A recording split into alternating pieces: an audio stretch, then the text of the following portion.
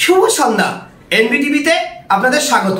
আজ আপনাদের সঙ্গে রয়েছি মাটির কথা অনুষ্ঠান নিয়ে। আমি হাসিবুর রহমান। আজ আপনাদের নিয়ে যাব দক্ষিণ 24 পরগনা জেলার বারুইপুর থানার অন্তর্গত জয়কৃষ্ণনগর গ্রামে। পরিচয় করাবো অমিয় দাসের সঙ্গে। বিগত 5 বছর ধরে 4 কাঠা জমির উপরে কোনো কীটনাশক ছাড়াই বিভিন্ন শাকসবজি ফলমূল চাষ করেছেন অমিয় দাস। সঙ্গে মাছ, হাঁস মুরগির খামারও। এই হাঁস মুরগির খামারের যে বর্জ্য পদার্থ, এই বর্জ্য পদার্থ দিয়ে বিভিন্ন সার হিসাবে ব্যবহার করছেন অমিয় দাস। না, এখানেও শেষ নয়, বর্তমানে অতি প্রয়োজনীয় মাশরুম, এই মাশরুম চাষও করছেন অমিয় দাস। চলুন আর কথা না বাড়িয়ে আমরা সরাসরি সেই জয়কৃষ্ণনগরে অমিয় দাসের বাড়িতে চলে যাই। ভালো থাকার জন্য নিজের প্রতি নির্ভরশীল হওয়ার থেকে ভালো বোধ হয় আর কিছু হয় না। আর ভালোভাবে বেঁচে থাকতে প্রথম অত্যাবশ্যকীয় উপাদান হলো খাদ্য। সেই খাদ্যের জন্য আমাদের বেশিরভাগ ক্ষেত্রে নির্ভরশীল হতে হয় চাষি থেকে শুরু করে আমাদের ঘরে খাবার এসে পৌঁছানো পর্যন্ত যতগুলি মাধ্যম রয়েছে সেই সকলের উপরে। অথচ ভেবে দেখুন, আপনার প্রয়োজনীয় খাদ্য যদি আপনি নিজেই জোগাড় করে নিতে পারেন, তার থেকে ভালো আর কিছু হয় কি? আজ মাটির কথা অনুষ্ঠানে তেমনই এক অনুপ্রেরণার গল্প শোনাবো আপনাদের। আমরা পৌঁছে গেছি মাটির কথা অনুষ্ঠানে অমিয় দাসের বাড়িতে। দাদা কেমন আছেন? হ্যাঁ, ভালো আছি। আপনারা ভালো আছেন তো? হ্যাঁ, ভালো আছি। আচ্ছা, আপনি এই যে 4 কাঠা জমির উপরে আমরা দেখতে পাচ্ছি যে কয়েক রকম ফল ফুল এবং সেই সঙ্গে বিভিন্ন প্রজাতির সবজি আছে আপনার কাছে। কি কি আছে আপনি যদি একটু আমাদের একটু শোনান বা দেখান পরপর। আমার এখানে আপনার বিভিন্ন সব সবজি আছে, যেমন ফুলও আছে, হাঁস মুরগি আছে, মাশরুম আছে, মাছ আছে। আমি তো কিভাবে এই চাষটা করছেন? এই চাষটা করছি আমরা তো জৈব পদ্ধতিতে করি, সার দিই না। তো সিজন যেমন আসে, যখন যে সিজন আসে, এখন বর্ষার সিজনে একটু ভাড়া করে দিতে হয়। হ্যাঁ, আমরা ওই বীজটা লাগিয়ে আর ওই গোবর পানা পচা এসব দিয়ে যে সারটা তৈরি করি, সেই সারটা দিয়ে দানা বসিয়ে দিই। তারপরে গাছ হয়ে গেলে পরে আমরা ভাড়া মতো করে দিই, যাতে ওপরে থাকে। নিচে থাকলে তো পচে যাবে। এই দেখছেন ঝিঙে, এগুলো এই আছে, ওই ওপরে সিজে সব ওই আছে, তুরুল আছে, ওই সামনে সব তুরুল আছে। ওই গাছের দিয়ে ওপরে চলে গেছে তুরুল, ওই দেখতে পাচ্ছেন ওপরে, ওই উপরে চলে গেছে তুরুল, চলে গেছে। আপনি এখানে একটা মাছ চাষ করেছেন? মানে এই মাছ চাষটা কেন করেছিলেন? এই মাছটা করেছি একমাত্র উদ্দেশ্য, আমাদের এই যে গাছগুলো চাষ করি তার তো জল লাগে। সেই জলের জন্য আমরা একটা যে জায়গা করেছি, যে একটা কুয়ো মতো ছোটো মতো চৌবাচ্চা বানিয়েছি।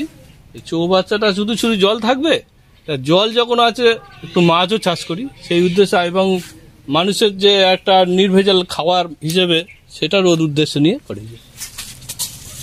এই আমরা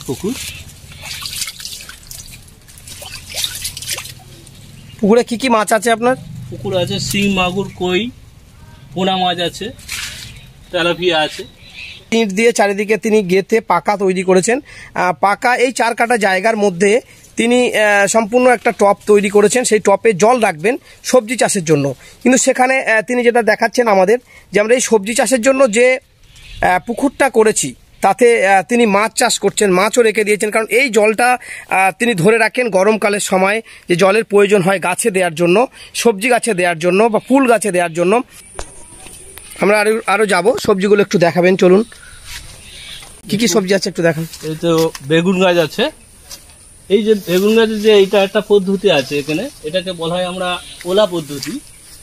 হ্যাঁ, এটা একটা ছোট্ট জায়গা, ঘাস হয়ে গেছে বর্ষাকালে তো খুব, এই জন্য সময় পাইনি, প্রতিদিন বৃষ্টি হচ্ছে, এই জন্য অত পয়সা করতে হবে। এই যে পদ্ধতি, এটা একটা 4 ফুট বাই 4 ফুট একটা জায়গা আছে, মাঝখানে দেখুন একটা কলসি পোতা আছে। এই দেখুন, হ্যাঁ, কলসিটাতে জল দেওয়া হয়। হ্যাঁ, ওই জল থেকে এই টোটাল বেডটা আমরা আর এক্সট্রা কোনো জল দিই না। আচ্ছা, এই যে একটা ছোট্ট বেড আছে, চারিদিকে আপনি ইট দিয়ে গেঁথে রেখেছেন? গাঁথা আছে। আচ্ছা, নিচে প্লাস্টিক দেওয়া আছে। এই কলসি থেকে জলটা যেটা বেরোয় চিয়ে ওটা গাছে হয়ে যায়, এটাকে বলা হয় ওলা পদ্ধতি। হ্যাঁ, এটাও আমরা পরীক্ষিতভাবে রেখে দিয়েছি। তাতে বেগুন গাছের কোনো সমস্যা ভালো হয়? ভালোই হয়। এই তো বেগুন ধরেছে, দেখুন না, এইসব ছোট ছোট বেগুন ধরেছে। এসব এবছরের গাছ তো, এবারে হবে, এই শীতকাল আসছে, প্রচুর হবে এবার। কুমড়ো গাছ আছে, এগুলো কুমড়ো। এই পরিমাণে কতটা পরিমাণে সবজি হয় আপনার? যা হয় তো প্রচুর হয়, মোটামুটি যে আমরা যে স্কোয়ার ফুট বাগানটা যেটা করেছি 100 স্কোয়ার ফুটে 100 স্কয়ার ফুটে কিভাবে ওইটা বলেন একটু হিসাব। 60-70 কেজি হয়, প্রতি স্কোয়ার ফুটে একটা গাছ আছে। 100 স্কোয়ার ফুটে 100টা গাছ লাগাই, আর তাতে আপনার মিনিমাম 60 কেজি ফসল হয় সব গাছ মিলিয়ে। এবার ওরা আরো ম্যাক্সিমাম বেশি 100 কেজি পর্যন্ত হয়ে যায় যখন ফলন ভালো হয়। লেবু গাছ আছে, ওই লেবু গাছটা দেখি।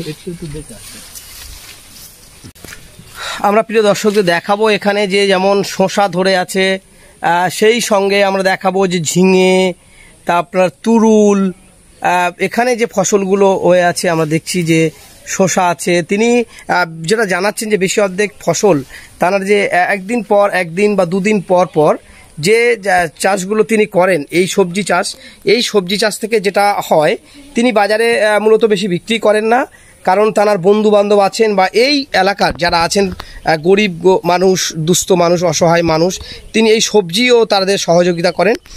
আমাদের যারা জানালেন তিনি, আমরা সরাসরি তারা থেকে আরও একবার শুনে নেব। এই যে ফসল হয় আপনার, যে আপনি বলছেন যে 50 কেজি 60 কেজি করে যে সবজি আপনার চাষ হয় আপনার এই 4 কাঠা জায়গার উপরে, এই সবজিগুলো আপনি কি করেন? এটা আমরা খাই, এছাড়া গরিব মানুষ যারা দুস্থ মানুষ আছে, যাদের খুব একটা জায়গা তো কিছু নেই, কেউ চাষ করে না, অনেকে করতে পারে না, তাদেরকে আমরা দান করি, তাদেরকে দিয়ে দিই, দিয়ে যতটা পারি সহযোগিতা করবে। একটু দেখি আর একটু চলুন, আপনার এই 4 কাঠা জায়গাটা আমরা একটু ঘুরে দেখব।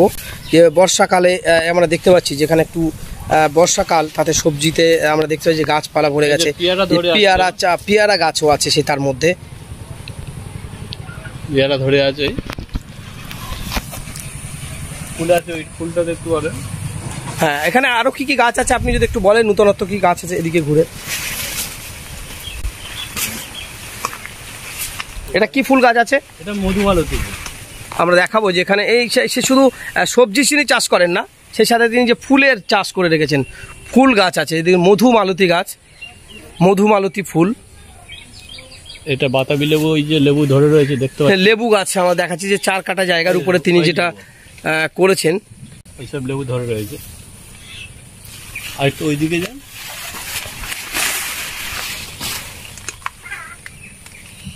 আচ্ছা এখানে কি কি গাছ আছে আর একটু নতুনত্ব গাছ যেটা দেখাচ্ছেন? আরো আছে আপনার কামরাঙা ধরে আছে, দেখুন এই দেখুন, একদম আমি দেখাবো যে মাটিতেই পড়ে আছে কামরাঙা গাছ, তিনি খুব সংক্ষেপে করেছেন কামরাঙা। এই সময়ে আমরা যেটা দেখতে পাচ্ছি যে কামরাঙা দেখতে পাচ্ছেন, এই দেখুন।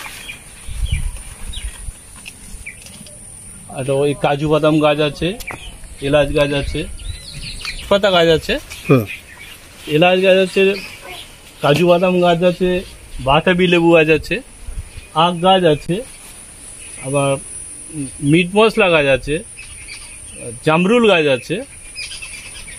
এই তো। তাহলে আপনার কি বাজারে যেতে হয় না? না, আমি খুব একটা বাজারের ফসল খাই না, কারণ বাজারের যা খাবার সব তো বীজ দেওয়া, রাসায়নিক সার ওষুধ দিয়ে যা সব বীজ তৈরি করছে। আমরা জেনে শুনে তো আমাদের বাচ্চাদের মুখে তো আর ওই বীজটা তুলতে পারি না, তো আমরা জেনে গেছি বলে। আপনি চাষটা কি দিয়ে করেন? আমি সারটা সম্পূর্ণভাবে জৈব সার, গোবর, পাতা পচি, বাগানের যে উচ্ছিষ্ট ঘাসগুলো হচ্ছে, বাগানের উচ্ছিষ্ট ঘাসগুলো দিয়ে আমরা সার তৈরি করি। এক জায়গায় ঠিপি করে রেখে দিলে অনেকদিন পরে ওগুলো পচে গিয়ে সার তৈরি হয়ে যায়। এইগুলোই আমরা গাছকে দিই। মুরগি কি দেখবেন? হ্যাঁ হ্যাঁ, চলুন চলুন। মুরগি একদম কটকি মুরগি, প্রচুর ডিম পাড়ে, তো এটাও আমরা আমার এই প্রজেক্টের মধ্যে রেখেছি। আমরা দেখাবো তিনি মুরগি চাষও করেছেন, এখানে তার বাজারে যাবেন না, তিনি দেশি মুরগি রেখে দিয়েছেন। মুরগি আছে এই 4 কাঠা জায়গার মধ্যে, যেমন হাঁস, মুরগি, ডিম প্রয়োজন আছে সেটাও তিনি রেখেছেন, আমরা যেটা দেখাচ্ছি। এবং এর সঙ্গে তিনি যে গাছটা আমরা এটা দেখছি যে একটা মিট মশলা গাছ তিনি দেখাচ্ছেন। আমার প্রিয় দর্শক, আপনারা দেখুন যে 4 কাঠা জায়গার মধ্যে আমরা সবজি দেখলাম, বিভিন্ন প্রজাতির সবজি তিনি যেমন চাষ করেছেন, ঠিক আমরা দেখছি যে এলাচ, তারপরে মিট মশলা, তেজপাতা, সেই সঙ্গে তিনি একটা পালন চাষ করেছেন। পালন চাষটা একটু চাষিদের, আমাদের দর্শক বিন্দুদের দেখান। এটা হচ্ছে সুপারি গাছ। হ্যাঁ, এটা দেখছেন, এটা হচ্ছে পাঞ্জাব পালন। এই পালনটা গাছটা 12 মাস থাকে। এর গুণাবলী আমাদের এইখানে যে আমাদের ওয়েস্ট বেঙ্গলের যে পালনটা আমরা শীতকালে খাই, তার যা গুণাবলী তার চেয়ে কোনো অংশে কম নয়। তো ওটা তো শীতকালেই হয়, এটা কিন্তু 12 মাস থাকে। এটা আপনি 12 মাস পাবেন এবং 12 মাসে এই ভিটামিনটাই পেয়ে যাবেন। সবজি চাষ করেছেন এবং মাংসের জন্য তার মাংসের চাহিদা মেটানোর জন্য তিনি মুরগি পুষেছেন এবং ডিমের জন্য তিনি মুরগিও পুষেছেন। সেই মুরগি তার ডিম দিচ্ছে। আমরা যেমন দেখা যাচ্ছে বিভিন্ন ফসল, ফল, আমরা দেখছি যে আতা আছে, নোনা গাছ আছে, এমনকি বহু ফুল গাছও আমরা এখানে দেখতে পেলাম। যে সামান্য 4 কাঠা জায়গার উপরে তিনি যেভাবেই ফসল ফলাচ্ছেন, তিনি বলছেন যে আমি এগুলো বিক্রি করি না এবং এই বিষাক্ত জিনিস আমি বাজার থেকে কিনে খাবো না, যার জন্য তিনি কোনো সার ওষুধ ব্যবহার করেন না। আপনি ওষুধটা কি ব্যবহার করেন? ওষুধটা নিম পাতা ফুটিয়ে ওর সঙ্গে গোচনা মিশিয়ে আমরা মারি, ওতে আমাদের ভালোই কাজ হয়। আমরা দেখাবো যে তিনি একটা মাশরুম চাষ, চলুন আপনার মাশরুম চাষটা আমাদের একটু দেখান। এই মাশরুমটা কিভাবে চাষ করেন একটু বলুন। এটা আপনার খড় কুচে নিতে হয়। খড় কুচে নিয়ে জলে ফুটিয়ে খড়টাকে আবার একটু শুকিয়ে মতো করে নিয়ে এর সিড কিনতে পাওয়া যায়, সিড মিশিয়ে এই প্লাস্টিকের প্যাকিং করে রেখে দিলে 1 থেকে 1.5 মাসের মধ্যে এই মাশরুমটা হওয়া শুরু করে। এই মাশরুম কি আপনি মার্কেটে বিক্রি করেন? না, এটা আমাদের কোনো জিনিসই বেচার চিন্তা ভাবনা নয়, আমরা খাই এবং যারা দুস্থ মানুষ আছে তারা তো এইসব সবাই তো করতে পারে না, তাদেরকে জন্যও এটা তাদেরকে কিছু কিছু করে দেওয়া হয় যতটা সামর্থ্য। ছোট্ট জায়গা, সেখানে আমরা দেখছি যে একটু ছোট্ট জায়গার মধ্যে তিনি প্লাস্টিক ঘিরে রেখেছেন। একটি সাথে জায়গা, তিনি বলছেন যে সাথে জায়গার প্রয়োজন। ছোট্ট জায়গা একদম আমরা দেখতে পাচ্ছি যে 8x10 সরু করে একটি জায়গা নিয়েছেন এবং মাশরুম চাষ তিনি করছেন। এবং মাশরুম চাষ যেটা করছেন তিনি বলছেন যে আমি বাজারে বিক্রি করি না, আমার যেটা ফসল হয় এই মাশরুম হয় সেটা আমরা নিজেরা খাই এবং প্রতিবেশী যারা আছেন, দুস্থ আছেন, গরিব আছেন, তাদেরকে তিনি সাহায্য করেন। আপনার পরিচয়? আমার পরিচয়, আমি গ্রামের একজন ছেলে, নাম অমিয় দাস, এবং আমি এখন একটা ছোট্ট মুদিখানা দোকান আছে। চাষের সাথে সাথে আমি সময় খুব কম পাই, যতটুকু পাই আমি এই গাছ নিয়েই থাকি। আপনার শিক্ষাগত যোগ্যতা? শিক্ষাগত যোগ্যতা আমি বিএ পাস। কত সালে বিএ পাস করেছেন? আমি 95-এ আমি বিএ পাস করি।